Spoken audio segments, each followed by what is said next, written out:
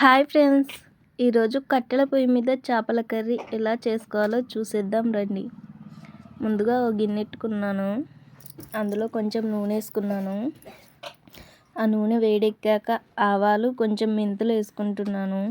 అవి కొంచెం చిటపటలాడాక ఉల్లిపాయ ముక్కలు వేసుకుంటున్నాను.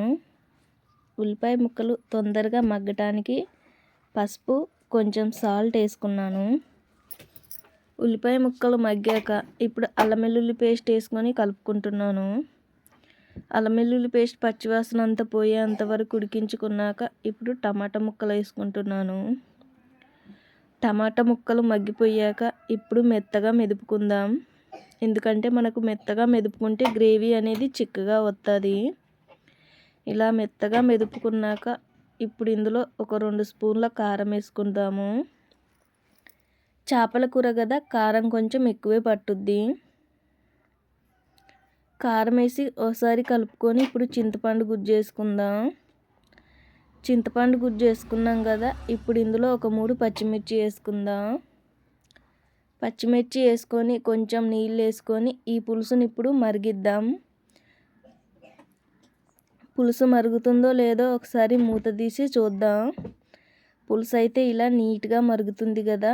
ఇప్పుడు ఇందులో చేప ముక్కలు వేసుకుందాం.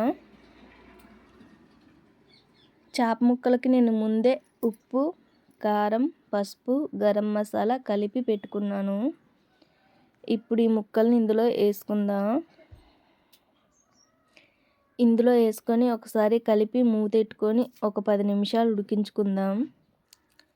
10 నిమిషాలు ఉడికించుకున్నాక మూత తీసి ధనియాలు, జీలకర్ర, ఎల్లిపాయలు దంచి పెట్టుకున్నాను. ఆ ముద్ద ఇందులో వేసేద్దాం.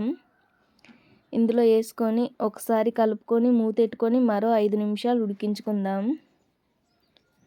మరో 5 నిమిషాలు ఉడికించుకొని మరోసారి మూత తీసి చూసుకుందాం. చూసారా కూర ఎంత చిక్కబడ్డదో, గ్రేవీ కూడా ఎంత చిక్కగా వచ్చిందో, నూనె కూడా పైకి తేలింది. ఇప్పుడు ఇందులో కొత్తిమీర వేసి దింపుకుందాం. టేస్ట్ చూద్దాం ఎలా ఉందో. టేస్ట్ అయితే సూపర్గా ఉంది ఫ్రెండ్స్.